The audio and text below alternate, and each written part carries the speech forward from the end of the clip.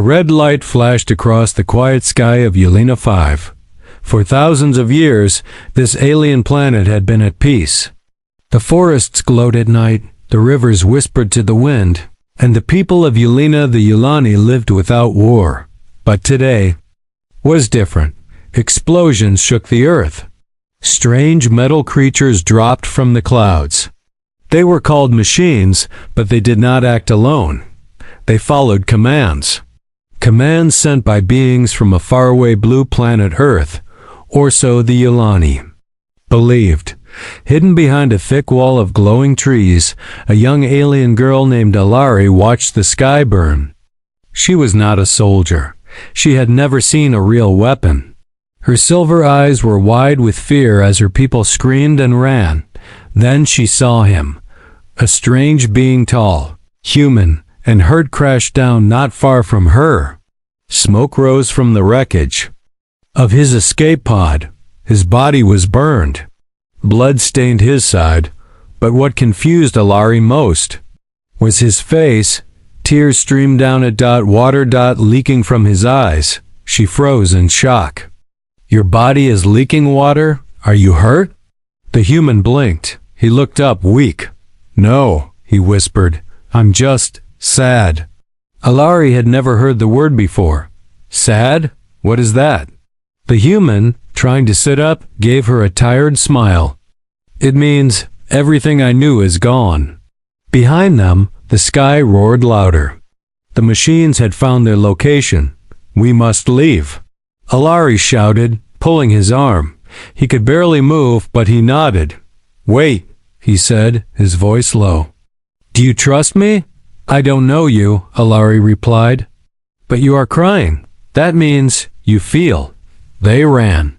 Alari's heart pounded. She had never touched a human before. They were supposed to be the enemy.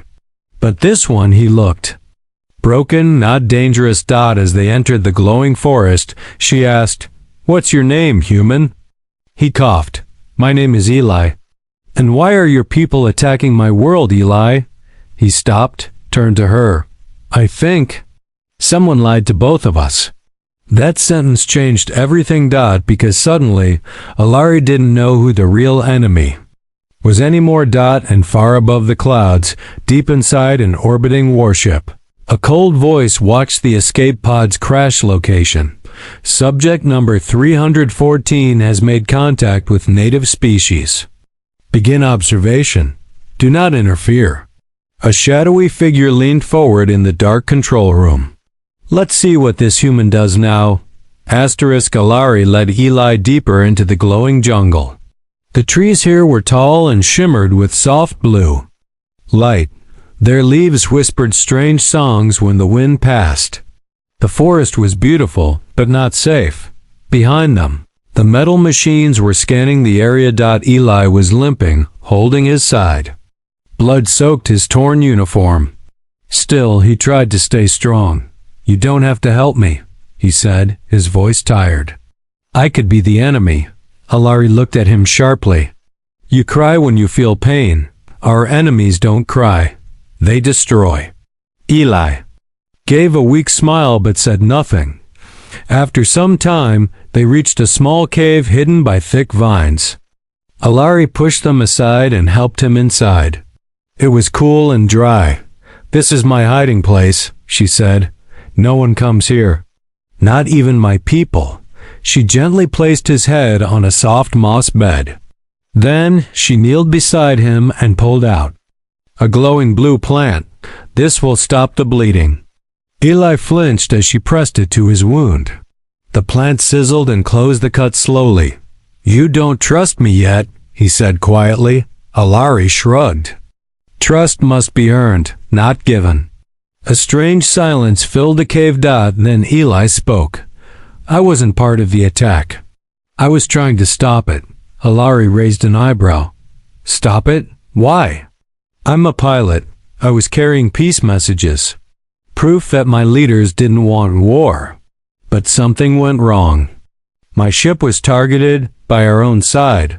Alari's eyes widened. "You mean your own people tried to kill you?" He nodded. "Someone wants this war to happen, someone powerful. A chill ran through Alari's spine. Outside, the sound of machines grew closer. They were searching. She stood quickly. Stay here, I'll draw them away. Eli grabbed her wrist. No. They're too dangerous. She looked down at him. You're not the only one who wants peace, Eli. Before he could argue, she was gone. Alari moved fast, jumping over roots and weaving between trees. She made noise on purpose, snapping branches, crunching leaves, drawing attention away from the cave. The machines followed. One of them scanned the air and let out a sharp beep. A red light shot from its eye, sweeping over the area. Alari ducked just in time. The machine hovered closer. She held her breath. Suddenly, boom. A sharp explosion rang through the forest. Smoke, fire, screams. It wasn't from her. It was coming from her village. She turned around. No. Back in the cave, Eli sat up slowly. The pain was less now. He listened closely and heard nothing but wind. Alari? He whispered. No answer. He forced himself to stand. He couldn't leave her out there alone. Using the cave wall for support, Eli stepped out into the glowing forest. Just then, something flew past him, an energy bolt. He dove behind a tree. A figure approached. But it wasn't a machine. It was another alien. A male. His skin was darker blue, his armor marked with tribal symbols. And in his hand was a weapon pointed at Eli. You! The alien growled. Human invader, I knew it. Eli held up his hands. Wait! I'm not your enemy. The alien stepped closer. You cry like us. But I've seen your kind burn cities. I was shot down. I didn't attack your village. Before the alien could shoot, a voice rang out, fierce and full of anger. Stop! It was Alari. She ran forward, pushing herself between them. He saved me, she said. He helped me. He is not like the others. The armed alien looked unsure. His grip loosened. But why would a human help us? Eli answered, his voice steady. Because someone wants us to fight. But maybe we don't have to. Above the planet, in the cold black of space, the figure in the warships. Control room leaned back in his chair. Interesting, he whispered. Let's see how long the human can survive. Smoke filled the air as Alari, Eli, and the other alien, her cousin Kale, rushed toward the village. The closer they got, the worse the scene became. Glowing trees were blackened. Homes made of crystal and stone were crushed under the weight of collapsed machines. The air smelled like burning wires and fear. Alari gasped. No, her people were gone, either fled or captured. A few bodies lay still on the ground. The machines had done this. Kale clenched his fists. This is why we should never trust outsiders. Eli stood quietly, staring at the destruction. This wasn't a battle, he said. It was a message. Alari turned to him. A message? From who? Eli looked at the burning buildings. From whoever wants war. They want both our sides to fear each other so much that peace becomes impossible. Kale wasn't convinced. You talk like a friend, human, but you came in there. Metal craft. You wear their uniform. I came to stop them, Eli said firmly. And if we don't act fast, more villages will burn. Kale's eyes narrowed. Then prove it, Eli nodded. Tell me where your people went. Alari looked around. There is only one place we run to when danger comes. The caves of Thuran. Then we go there, Eli said. Kale raised his weapon. But not unguarded. One wrong move and you'll die. Eli met his eyes. Fair enough. They moved quickly. Ruined forest paths, past scorched ground, until they reached a large cliffside. A narrow path led up into the dark. The caves of tar and inside, soft lights glowed from the walls. Bioluminescent moss covered the floor. It was quiet, except for hushed whispers ahead. Alari stepped forward. It's us. heads turned. Her people dozens of Yulani survivors looked up in surprise. A tall woman with golden markings on her face stood up. She was Elder Melia, leader of their tribe. Her eyes locked onto Eli immediately. A human? Here? Alari stood firm. He saved me. He didn't attack. He wants peace. The crowd murmured. Elder Melia walked slowly toward Eli. She studied him. Carefully. You cry like us, she said. Eli nodded. And I bleed like you. I hurt like you. That means we are not so different. Melia was quiet for a moment, then she turned to the crowd. We cannot judge one soul by the crimes of many. Let him speak. Eli took a deep breath. You were told Earth attacked you. But Earth was told you attacked us first. Someone is lying. To both of us. The people listened. Eli continued. My ship carried evidence. Letters from Earth leaders. Proof of peace talks. But before I could deliver them, my ship was shot down. Not by aliens. By a secret part of my own side. Gasps filled the cave. Kale frowned. You mean, someone on Earth wanted your ship to crash? Yes, Eli said. Someone powerful. Someone who needs this war. Alari asked, why? Why start a war no one wants? Eli's voice turned cold. Because war makes money, power, control. The cave went silent. Then Elder Melia spoke. Then we must find this truth and show it to both worlds. Kale scoffed. And how do we do that? Eli answered. My escape pod's data core, it might still be working. If we find it, we'll find the message I carried. Alari nodded. Then we go now. Elder Melia raised her hand. No, first we rest. Then at sunrise, we all go together. But in the shadows outside the cave, something moved. A small flying drone no larger than a hand hovered silently.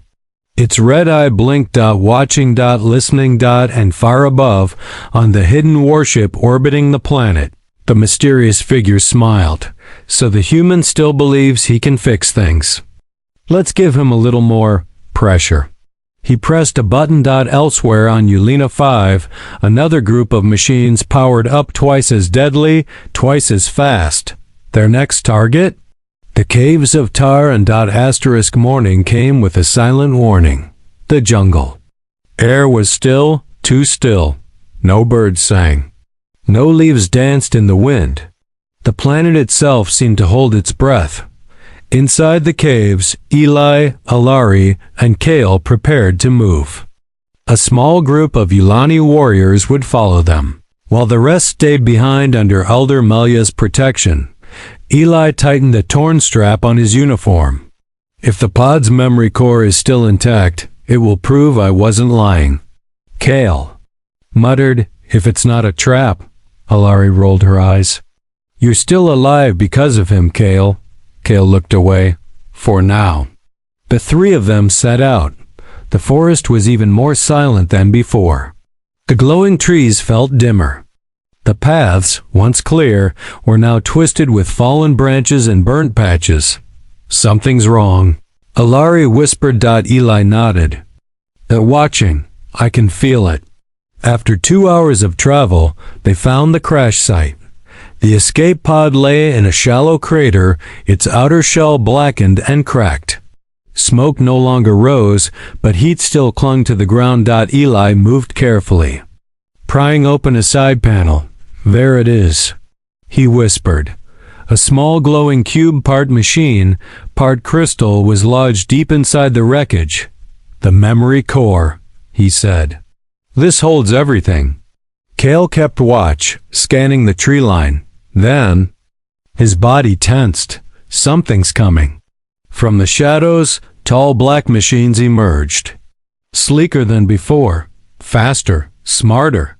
Their red eyes glowed with deadly focus. Eli grabbed the core. Run! They dashed into the forest, lasers flashing behind them.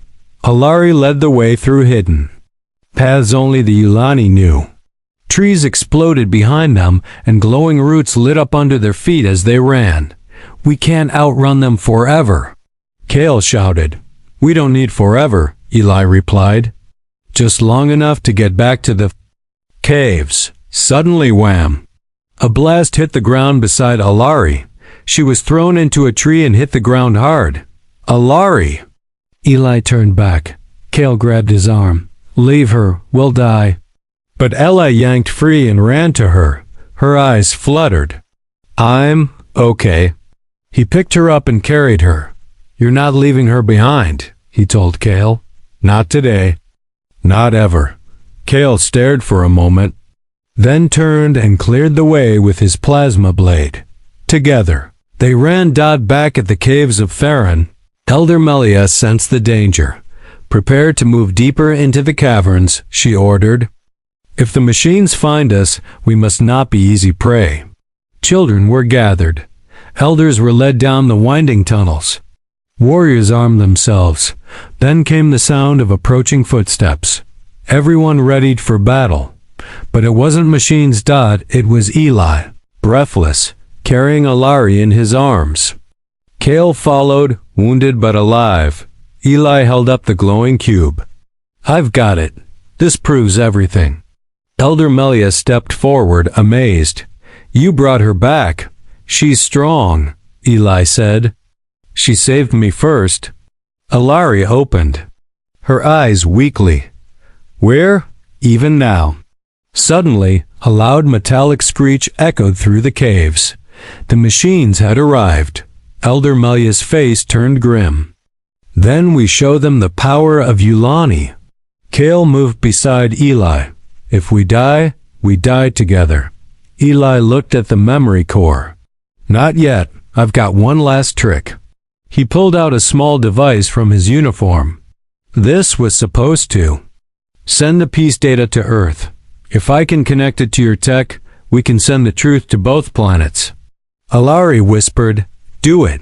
Show them who the real enemy is. Eli turned to Elder Melia. I need your tech crystal interface, something that can link with this core. Melia pointed. Follow me. As she led Eli deeper into the caves, Kale and Alari stood at the front lines with the warriors. The machines broke through. The battle began. Above the planet. The shadowy figure aboard the warship saw the live footage. They're trying to send the message. He narrowed his eyes. Shut it down. Permanently. But even as he gave the order, deep below, Eli was connecting the last wire. The truth was about to be unleashed, unless someone stopped him. Deep inside the caves, Eli worked fast. His hands moved over the glowing Yulani crystal console, connecting it to the human device he carried. Sparks flew as the systems resisted each other. But Eli didn't stop. Come on, just a little more. He muttered. Behind him, Elder Melia stood watch. Her golden markings pulsed as she spoke softly, channeling energy from the cave's core crystal. The power is flowing. But you must be quick. The machines are coming. I know, Eli said through gritted teeth. If I fail, the truth dies with us. Outside the crystal chamber, war had begun. Kale slashed through the air with his plasma blade, cutting down the first machine that broke through. Its metal body sparked and fell with a crash. Alari crouched low, firing bursts from a stolen machine blaster.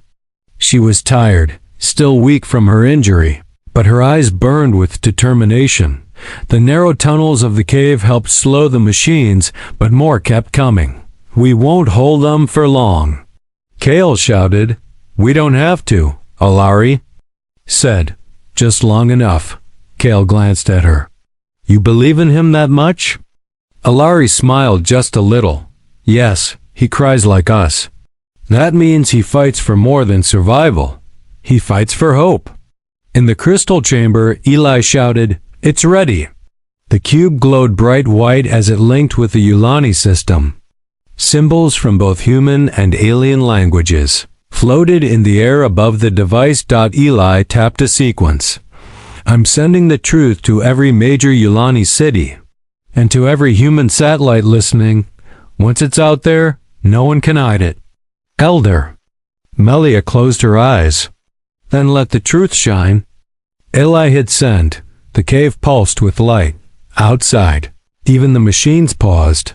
A loud chime echoed through the air, and suddenly, holograms appeared in the sky above the forest, the villages, the war zones. Across Ulina 5, Yulani looked up, across Earth's orbit. Military ships received the same signal. The message showed secret recordings, proof of humans trying to bring peace, and being silenced by their own corrupt leaders.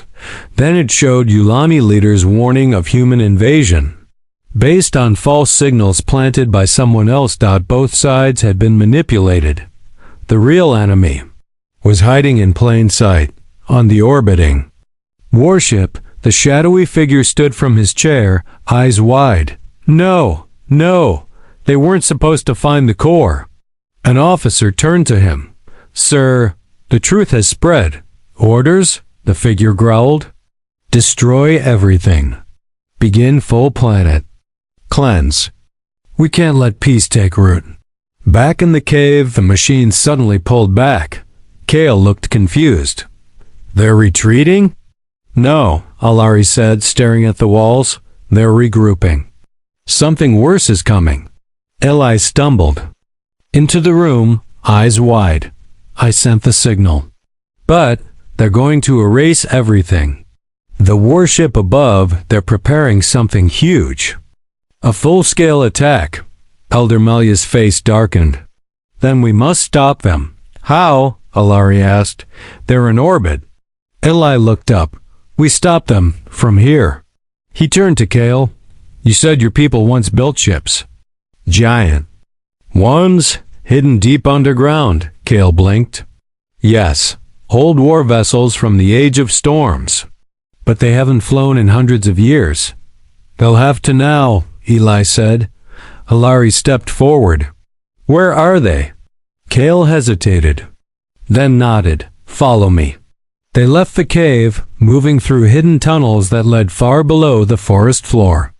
After what felt like hours, they arrived at a massive stone door covered in vines. Kale placed his hand on it. The ground rumbled. The door opened, revealing a chamber larger than anything Eli had ever seen. Inside sat 3 enormous ships, part crystal, part metal, shaped like wings wrapped around a glowing heart. They're beautiful, Eli whispered. Alari smiled. They are alive. Our ancestors called them sky spirits. Eli stepped closer. Then it's time to wake the spirits. But above them, the warship's main cannon began to charge. A red glow spread across the ship's underside, aimed straight at the caves of Theron. A voice echoed in the warship's control room. Target locked. Firing in 60 seconds. Asterisk, the warship above Ulina 5 glowed red with deadly energy. In its cold metal heart. The countdown had begun. Firing in 60 seconds.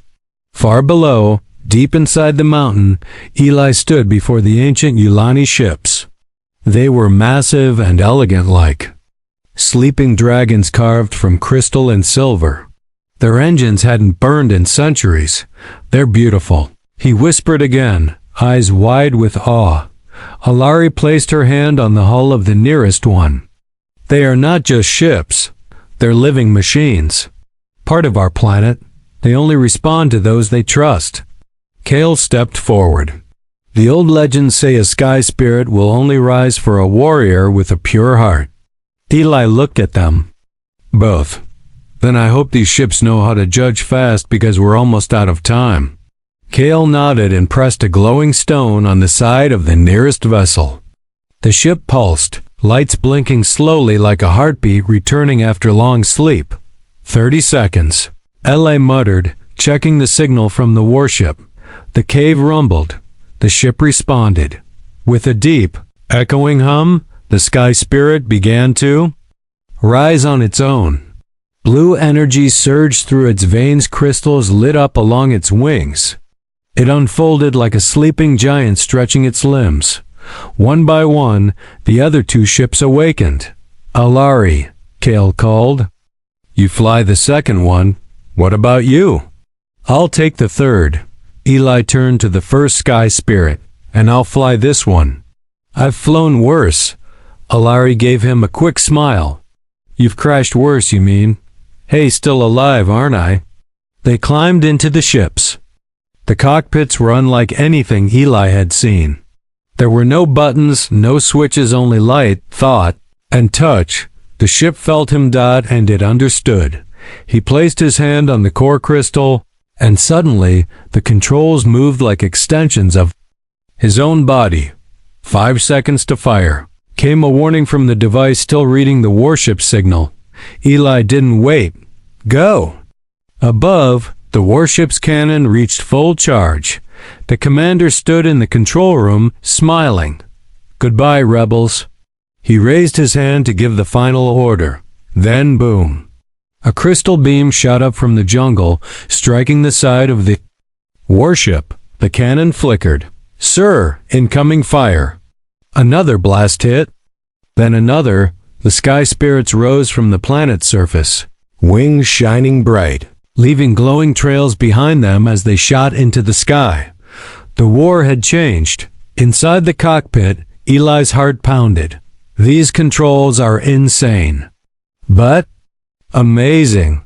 Alari's voice came over the crystal comms. We're not alone anymore. Kale joined in. Let's bring that monster down. The sky spirits swirled around the warship like birds of lightning. The ship tried to fire its cannons, but the old Yulani technology was too fast, too clever. Alari flew close to one of the engines and launched a plasma crystal bomb. It exploded in a brilliant flash, shaking the entire warship.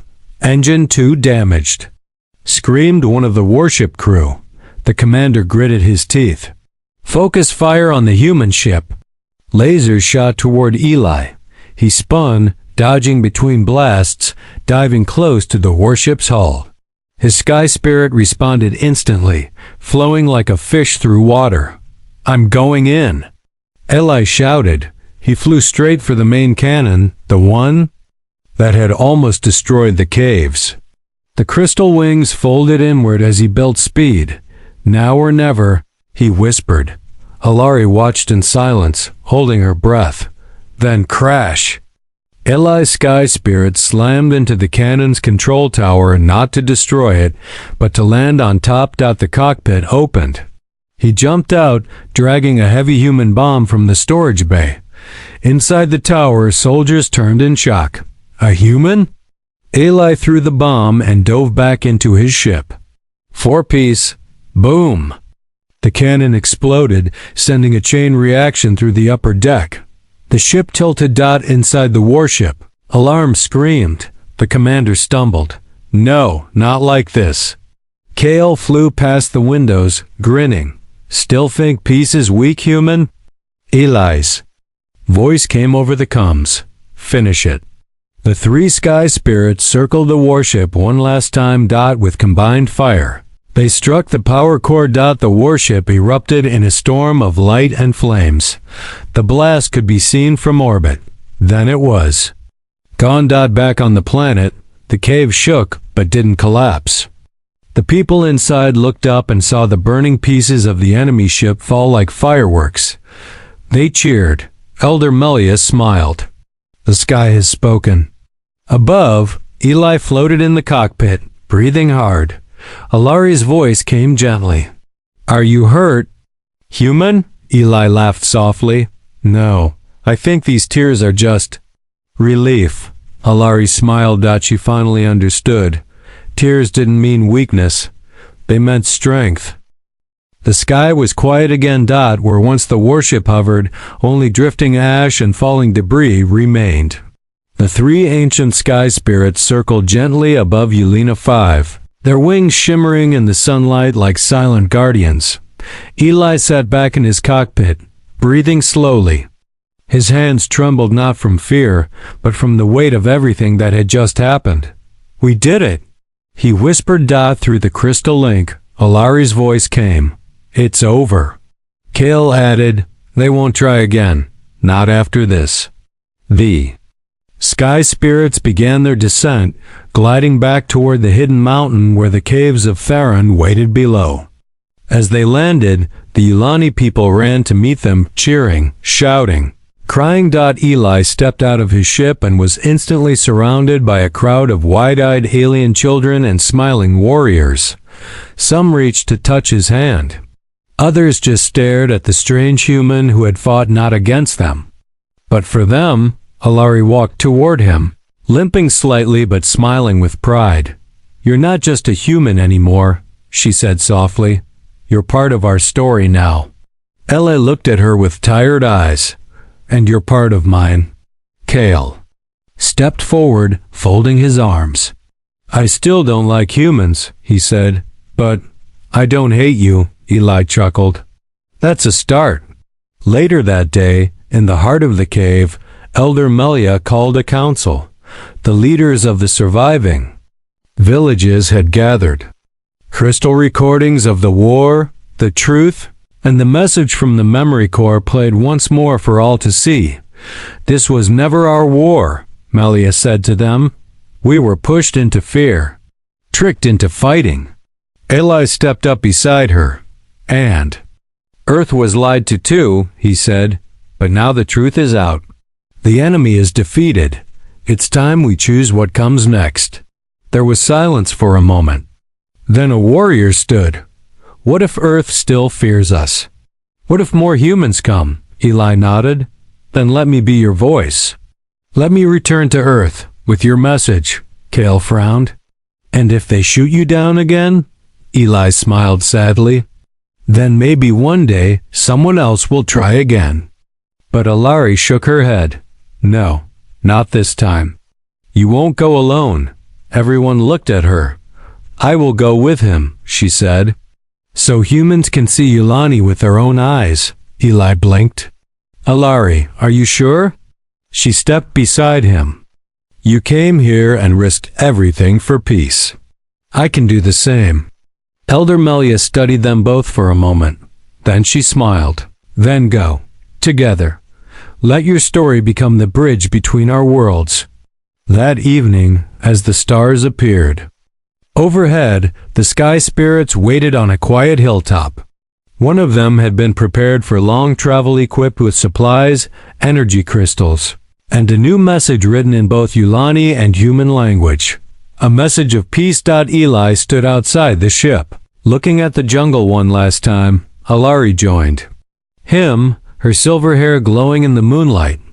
"You once asked if I trusted you," she said. He looked at her gently. "And do you?" She took his hand. "Yes, I do." They stepped aboard together. As the ship rose into the sky, the Yulani below waved, their faces filled with hope. The sky spirit pierced the clouds and entered space, leaving behind a world healing from war and flying toward a new future. Far in the distance, Earth waited, but this time, it would not meet an enemy. It would meet a friend. Asterisk, asterisk, and somewhere between the stars, a girl who once feared tears now sat beside the only human who taught her how strong they truly were.